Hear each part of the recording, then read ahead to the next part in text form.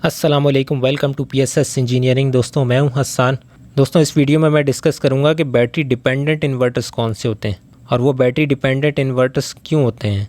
तो चलिए स्टार्ट करते हैं।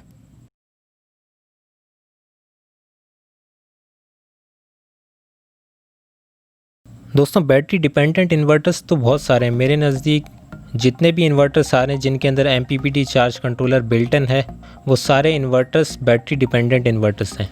सिर्फ इन्वेरिक्स का एक इन्वर्टर है जो इरॉक्स सीरीज़ का है। वो कौन सा इन्वर्टर है वो मैं आपको एंड में बताऊंगा। वो सिर्फ एक इन्वर्टर जो है ना, वो बैटरी डिपेंडेंट इन्वर्टर नहीं है। तो दोस्तों, बैटरी डिपेंडेंट इन्वर्टर तो बहुत सारे। मैं इसके अंदर इरॉक्स के 3.2 किलोवाट सोलर इन्वर्टर जो ब्लैक कलर का है, इसके बारे में डिस्कस करूँगा। तो बाकी जितने इन्वर्टर्स हैं वो उसको भी साथ साथ क्लियर करता चला जाऊँगा। दोस्तों, बैटरी डिपेंडेंट इन्वर्टर्स वो होते हैं जो बैटरी मोड के ऊपर कंप्लीट लोड चलाने की सलाहियत रखते हैं। मतलब सोलर के ऊपर वो कंप्लीट लोड नहीं चला सकते हैं।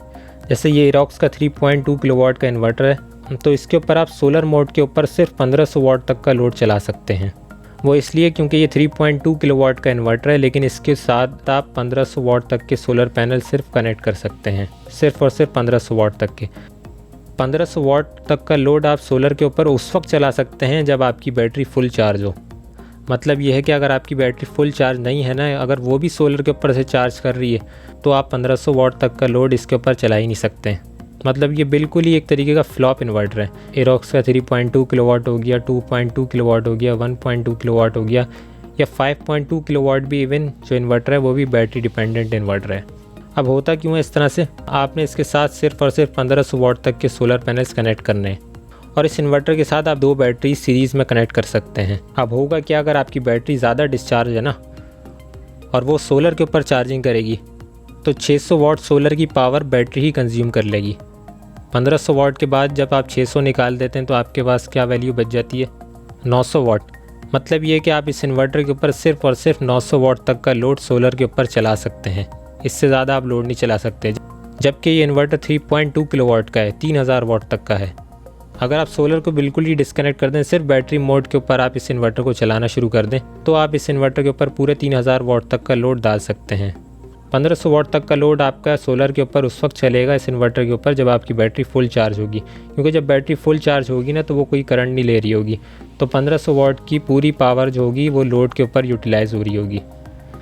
और फिर इस इन्वर्टर के अंदर एक चीज़ ये भी है कि अगर आपका लोड 1500 वाट से एक्सीड करेगा ना, 1600 वाट पर जाएगा, तो ये ऑटोमेटिकली ये इन्वर्टर आपके लोड को बाईपास कर देगा कि इलेक्ट्रिक के साथ, और आपकी बैटरी को सोलर के ऊपर चार्ज करना शुरू कर देगा। तो ये जितने भी इन्वर्टर्स हैं ये बैटरी डिपेंडेंट इन्वर्टर्स हैं। अगर हम 2.2 किलोवाट वाले इन्वर्टर की बात करें ना, तो 2.2 किलोवाट वाले इन्वर्टर के साथ आप सिर्फ और सिर्फ 1200 वाट तक के सोलर पैनल्स कनेक्ट कर सकते हैं। दूसरा, इस इन्वर्टर का बड़ा डिसएडवांटेज यह है कि इसका AC चार्जर भी बहुत छोटा है। अगर आप 3.2 किलोवाट की भी बात करें ना, तो एटलीस्ट 3.2 किलोवाट का जब आप इन्वर्टर बना रहे हैं तो उसका AC चार्जर भी बड़ा रखें, क्योंकि लोड जब ज़्यादा होता है, 3 किलोवाट तक लोड होता है, तो फिर उसके साथ हमें बैटरी बैंक भी बड़ा चाहिए होता है। अब ये जो 3.2 किलोवाट का इन्वर्टर है, इसके साथ सिर्फ और सिर्फ हम 2 बैटरियाँ 200 एम्पेयर की सीरीज़ में लगा सकते हैं। अब अगर कोई 1500 वाट तक का लोड चला रहा है और उसने सिर्फ और सिर्फ 2 बैटरियां लगाई हुई सीरीज़ में, तो उसको कितना बैकअप मिलेगा? अब अगर मैं इसको कैलकुलेट भी करूं तो 1500 वाट को जब हम डिवाइड करवाएंगे 200 से, तो 62 एम्पेयर बनते हैं। मतलब जब बैटरी डिस्चार्ज होगी तो करीब 60 एम्पेयर से डिस्चार्ज होगी। 200 एम्पेयर की बैटरी, सोचें आप 60 एम्पेयर से डिस्चार्ज हो रही है। अब बैटरी के ऊपर लिखा होता है, अगर 200 एम्पेयर की बैटरी है ना, उस पर लिखा होता है 20 आवर्स। अगर आप 200 को 20 से डिवाइड करवाएंगे तो 10 एम्पेयर बनते हैं। इसका मतलब ये है कि अगर आप बैटरी को 10 एम्पेयर से डिस्चार्ज करें तो 20 घंटे का बैकअप मिलेगा। अब अगर हम इसी बैटरी को 60 एम्पेयर से डिस्चार्ज करेंगे तो सिर्फ और सिर्फ हमें 3 घंटे का बैकअप मिलेगा। अगर कराची में आप इस इन्वर्टर को इस्तेमाल कर रहे हैं या कहीं पे भी इस्तेमाल कर रहे हैं, अब तो लोड शेडिंग हर जगह ही बहुत ज़्यादा है, तो 3 घंटे का बैकअप तो ये कोई बड़ी चीज़ नहीं है। तो इस वजह से भी ये इन्वर्टर फ्लॉप है। ना तो सोलर के ऊपर पूरे 3000 वाट तक का लोड चला सकता है, ना ही आप इसके साथ कोई बड़ा बैटरी बैंक कनेक्ट कर सकते हैं। 1.2 किलोवाट वाले इरॉक्स की इन्वर्टर की भी बात करें ना, तो उस इन्वर्टर के साथ भी आप सिर्फ और सिर्फ एक बैटरी कनेक्ट कर सकते हैं 200 एम्पेयर की, और 750 वाट तक के सोलर पैनल्स आप कनेक्ट कर सकते हैं। मतलब 250 एम्पेयर की भी अगर आपके पास सोलर पैनल है तो आप 3 कनेक्ट कर सकते हैं बस। अब जब 200 एम्पेयर की बैटरी 20 एम्पेयर पर चार्जिंग हो रही होती है तो कितने वाट कंज्यूम कर रही होती है सोलर के?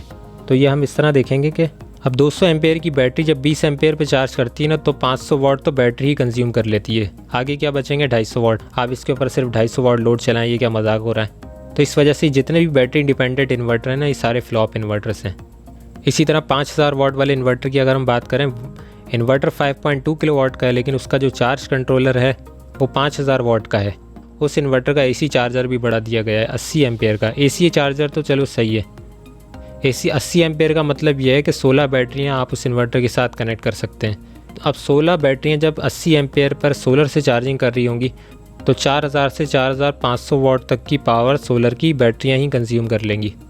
फिर बचेगा सिर्फ 500 वाट। 500 वाट में आप क्या लोड चलाएंगे। तो एक इन्वर्टर है जो इन सब में सबसे बेहतर इन्वर्टर है, वो है एरोक्स का 3.2 किलोवाट का। वजह यह है कि उस इन्वर्टर के साथ उसका जो चार्ज कंट्रोलर दिया गया है वो दिया गया है 4000 वाट तक का दिया गया है। मतलब 4000 वाट तक के सोलर पैनल आप उसके साथ कनेक्ट कर सकते हैं। अब 200 एम्पेयर की अगर आप 2 बैटरियाँ भी उसके साथ कनेक्ट कर रहे हैं ना, तो 1000 वाट बैटरियों के अंदर ही कंज्यूम हो जाएंगे और बाकी के पूरे 3000 वाट आपके लोड के लिए चलेंगे। तो इस वजह से वो सिर्फ एक एरोक्स सीरीज़ का जो एक इन्वर्टर है वो सारे इन्वर्टरों में सबसे बेहतर इन्वर्टर है। तो दोस्तों आज की वीडियो यहीं तक थी। उम्मीद है आप लोगों को पसंद आई होगी और इस वीडियो को अपने दोस्तों में फ्रेंड्स में शेयर कीजिएगा ताकि वो भी इस नॉलेज से फ़ायदा उठा सकें। Thank you so much.